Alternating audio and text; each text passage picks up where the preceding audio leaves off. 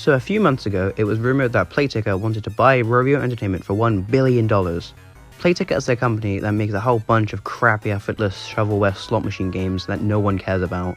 And they're also known for buying other mobile game companies, taking the well-established brands they own, so in Rovio's case, Angry Birds, and then closing them down. However, Rovio declined this offer and didn't want to be bought out by them. They then got offers from many other companies such as Disney, Netflix, and Tencent. However, none of these went through, as Rovio then got an offer from Sega for over $700 million, and now Rovio is going to be bought by them. It hasn't happened just yet, but it will definitely happen, as they are in talks about it right now, and all the changes will be implemented in 2024. So what will this mean for Rovio? Well, here's what the man himself, Buck, has to say.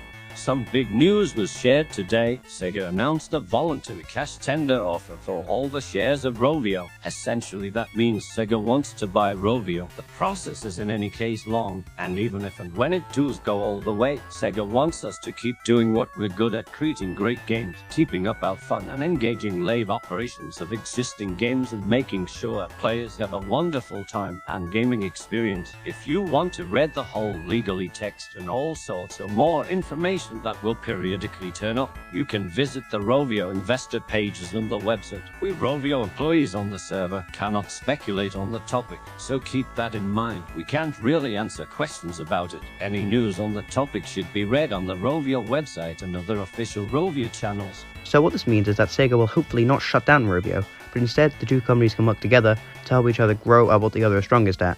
So Rovio in mobile games and Sega in console games, to make both companies successful, which is really cool to hear. Also, Buck said Rovio employees are not allowed to speculate, so please don't harass him or any others. They are not allowed to share anything with you, so don't ask them anything because they can't answer. So what do I think of this, as I do not work for Rovio, so I can say whatever the fuck I feel like? Well, I think this will be a really good thing, because let's be honest, Rovio are not in the best situation right now in terms of games.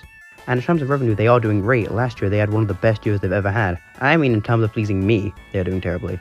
So let's hope that with Sega's money, that Rovio can be put on the right track and stop making games with the baby designs and start making games with the tunes designs or maybe even the classic designs that I will like.